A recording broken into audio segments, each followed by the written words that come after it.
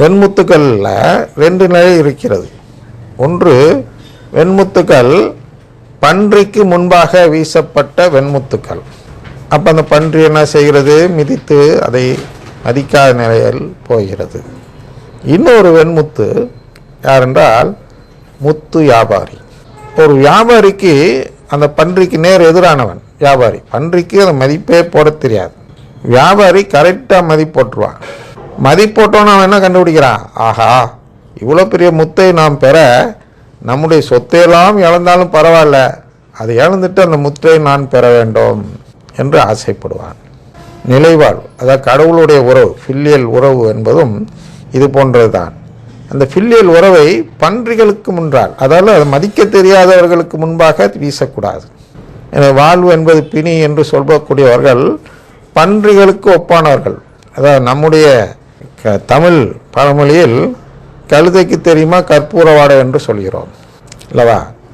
அதுபோன்று அங்கே உள்ள இதில் வெண்முத்துக்கள் ஏன்னா 2வது நிலை கற்பூரவாடத்தை காசாக்கக்கூடிய நிலை யார்கிட்ட இங்கே இல்லாதனால அது நீங்கள் பொருந்தவில்லை இதில் ஓமையில். ஆனால் 2 ஓமை தருகிறார். ஒரு ஓமையில் ஒருத்தன் பயங்கரமாக மதிக்கிறான் வெண்முத்துவை. இன்னொரு ஓமையில் மிதிச்சிட்டு போது ஒரு பிராணி. இந்த மக்களும் இது போன்று 2 விதமாக இருக்கிறார்கள்.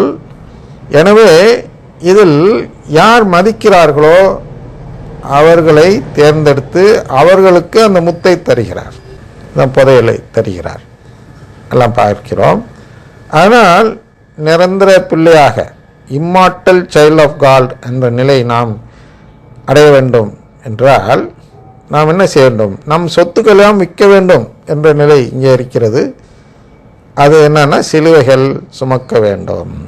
சிலுவைகள் சுமப்பதன் மூலம் நாம் என்ன செய்கிறோம் என்றால் கடவுளிடம் நம்முடைய விருப்பத்தை தெரியப்படுத்துகிறோம். இப்போ தவக்காலம்னு என்ன? சிலுவைகள் சுமக்கும் காலம் அப்படின்னு சொல்லலாம்.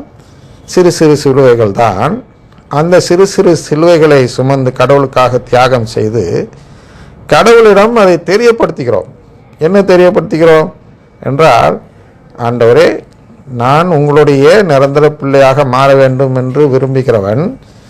எனவே அதை கேட்பதற்கு அடையாளமாக இந்த சிலுவைகளை நான் சுமந்து காட்டுகிறேன் உங்களுக்கு முன்பு என்று நாம் கடவுளிடம் தெரியப்படுத்தும் காலமாக ஒரு தனி காலம் ஒதுக்கப்பட்டிருக்கிறது, கேட்கும் காலம் என்று.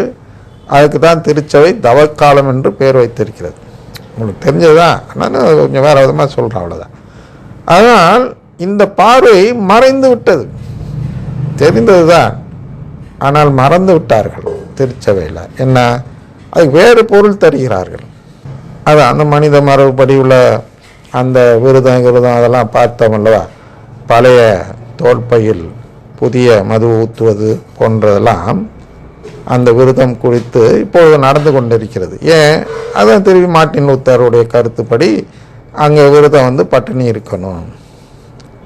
நாம் இங்கே விரதம் என்பதை நான் உள்ளத்தை கிழித்துக்கொள் என்று சொல்வதன் பொருள் என்ன என்றால், இந்த சிறு சிறு தியாகங்களை நாம் கடவுளுக்காக மேற்கொள்வதென்றால் இந்த உறவு பெறுவதற்காக, உறவு வேண்டும் என்று கேட்பதற்கு அடையாளமாக சிலுவைகள் சுமக்கிறோம். அதுதான் அந்த கேட்கும் செயல். நாம் அவரிடம் உறவு கேட்கும் செயலாக இருக்கிறது. எனவே என்னன்னா, திருப்பி வாசிக்கிறேன். After experiencing this life of perishable flesh, if anyone desires to live eternally as immortal child of God, then that person should express such a desire by making. How should he express that desire? He should express that desire by making the everlasting new covenant with God. By making the everlasting. Why? ஏன் கடவுள் நமக்கு இந்த புதிய உடன்படிக்கை தந்திருக்கிறார்? நித்திய புதிய உடன்படிக்கை ஏன் தந்திருக்கிறார் என்றால், நம்முடைய இந்த எண்ணத்தை, இந்த முடிவை கடவுளுக்கு தெரியப்படுத்ததான் திருப்பலி தந்திருக்கிறார் என்று பார்க்கிறோம்.